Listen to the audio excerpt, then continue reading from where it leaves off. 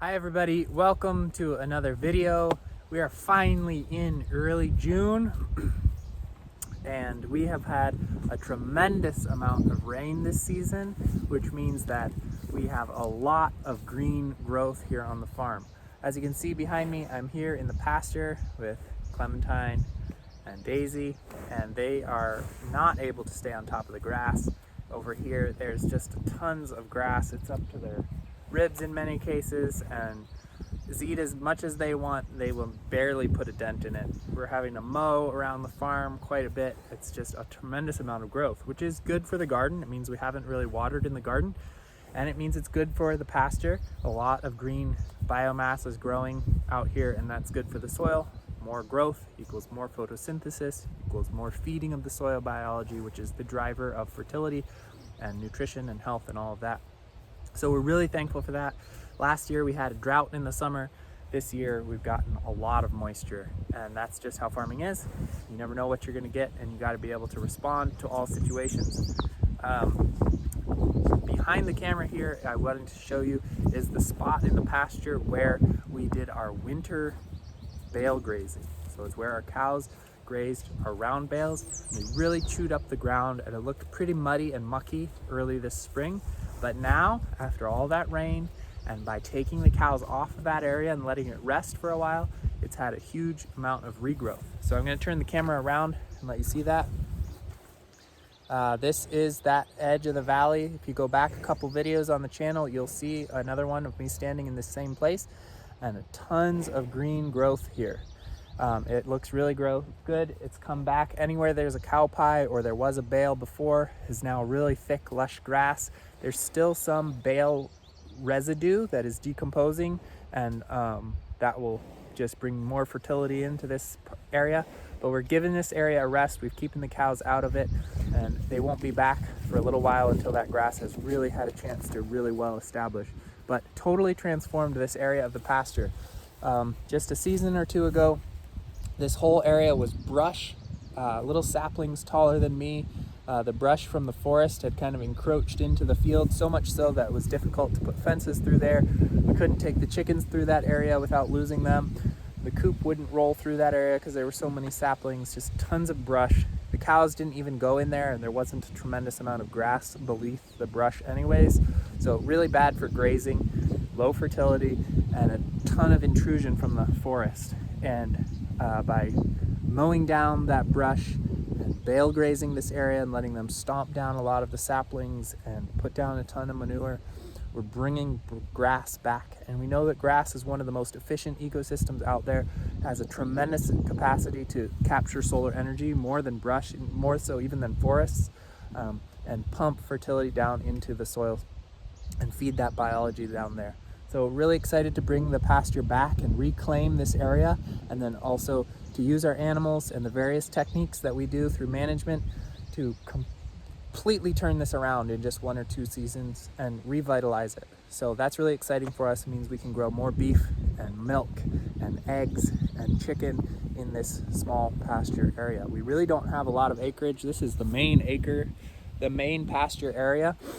We have less than 20 acres, but now that we're getting the grass to really super cycle, we're going to be able to pack a lot of animals onto this small area and really produce a lot of food in a small space. And that's all because of our intensive management and our focus on soil health, which has been really impactful on this property where the ground was so worn out when we started. So being able to take it from worn out, can't even support a hay crop, very little grass growing anywhere, to lush, dense forage that can carry a lot of animals and produce a lot of food is really exciting. And that's why we are farming, to be able to transform landscapes like that and do it through work that is transforming people, both nourishing and healing our customers who eat the food, but also transforming us too.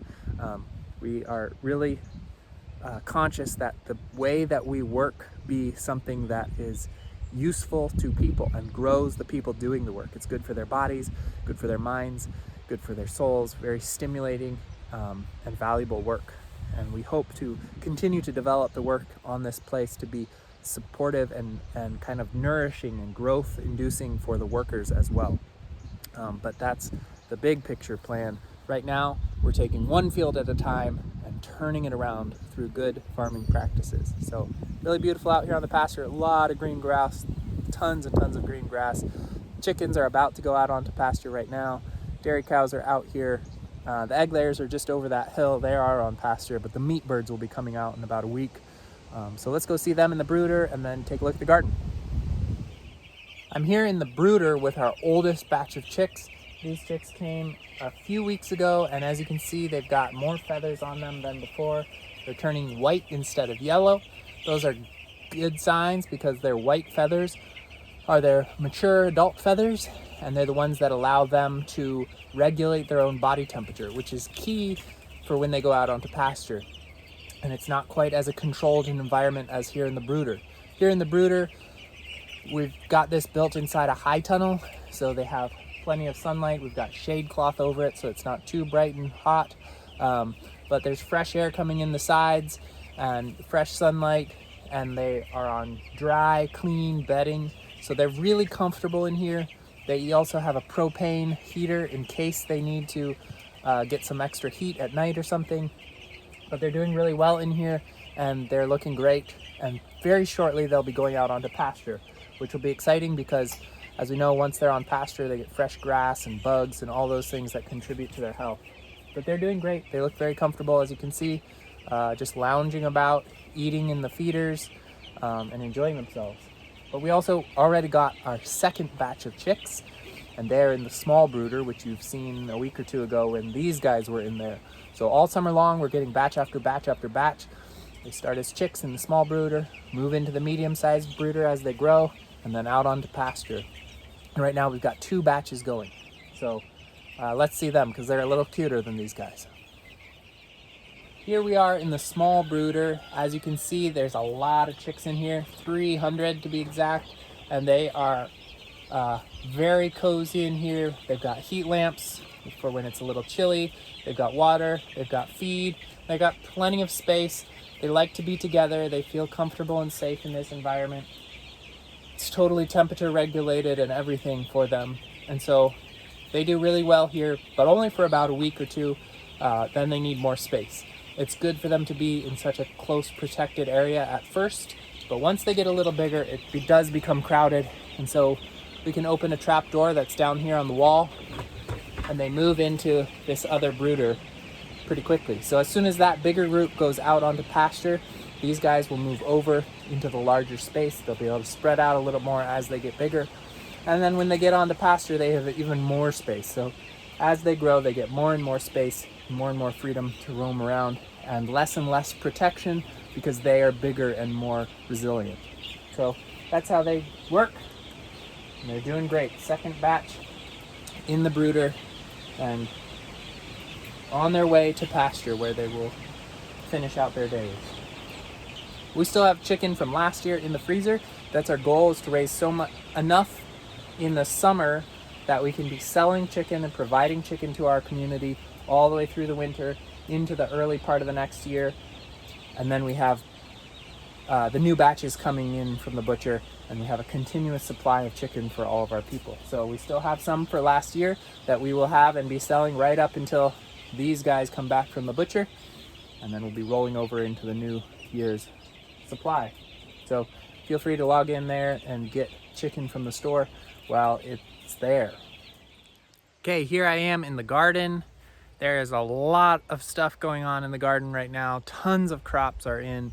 We have pretty much everything in the garden right now, and everything is going. We're trellising plants. We're still planting out a little bit. We're harvesting a lot of stuff. We're cultivating, of course. One thing that is finished slightly is the establishment of compost for this season's beds. So we finally flipped the last of the beds from spring and prepped it for its planting in the next week or maybe 2. But now all the beds have gotten a really generous dose of compost, and they're ready for their first plantings. And there's only a few of them scattered about throughout the garden. Most things are planted and have been for quite a while, but we're getting down to those final beds. Once those are planted, we're going to be ripping out more crops and replanting on beds, because everything in the garden gets at least 1 crop in it during the season, but in many cases 2 or even 3, sometimes 4. So as you can see behind me, crop after crop after crop, we got just a ton of stuff going on. every single bed is requiring management and attention from us, the team, and that's a lot to keep up with. There's over 200 beds in the garden, so there's a lot of things to keep eyes on and keep hands doing. And we're just out here working most days, so a lot of things are getting accomplished. Leeks are going in the ground for late fall. We planted our pumpkins last week, so all of that fall croppage that you're probably not even thinking about yet, we've been working on. We're getting it in the ground, we're staging it, and now it's just a maintenance game. But yeah, we got tons of stuff in the garden now, and we are really getting busy. So that's exciting, and we are just trying to stay on top of it. We've had a lot of rain, as I said earlier, and that would mean a ton of weeds germinating. Usually it's the wet years when people can't stay on top of their weeds and it just gets away from them really fast. But we were really aggressive early in the season on staying on top of our weeds. And so even though they are kind of accumulating here in this midpoint June, we're actually still kind of on top of them. So there's a little bit of catch up to do as far as weeds go, but it doesn't feel like they're out of reach now. And if we are really disciplined for the next couple of weeks, I think we'll be able to rein things back in and be hitting the solstice late June when the summer solstice hits. If we can be on top of the weeds by then, we're set pretty well for the season. So a couple more weeks of pushing to stay up with it, and I think we'll have a good year for weeds despite the heavy rain and what would otherwise have been an incredibly weedy year. So things are looking really good here in the garden. You can see we're ripping things out. Greens beds that you've been enjoying are on their way out. A lot of grass growth, a lot of mowing and weed whacking needs to be done, just keeping up with the growth. But really excited that the final beds have their compost on, and now everything is just pumping, and that feels really good. And you know, it's all green and it's getting harvested too, so that's exciting. Lots of good food. So make sure you get in the store, place your orders. If you're a CSA member, you'll be getting that stuff automatically. But even if you're not a CSA member, don't forget that you can place orders at any time with us. We deliver every Tuesday down to the cities. People can pick up here at the farm. We've got a lot of food in the garden, and we need more eaters. And also, please tell your friends if you're enjoying the food, if it tastes great, spread the word. We need more eaters. We are producing a lot of food now as our soil improves and improves and our practices improve and improve. We are producing more and more and more food out of the same space with the same workforce. And so we want to feed more people. So let them know about us, send them links, send them the email, get them signed up, and help us to deliver more nourishing food to more people, because that's really the goal here. But thanks for tuning in. Thanks for getting in touch with what's happening here on the farm. Feel free to come and visit at any time. We love it when our customers and our eaters come and see where their food is coming from and see what kind of work goes into it and see the place that is associated with it. We hope you're enjoying your late spring, early summer, and we'll continue to enjoy the food that we can produce here in this farm. So thanks for watching, and we'll see you next week.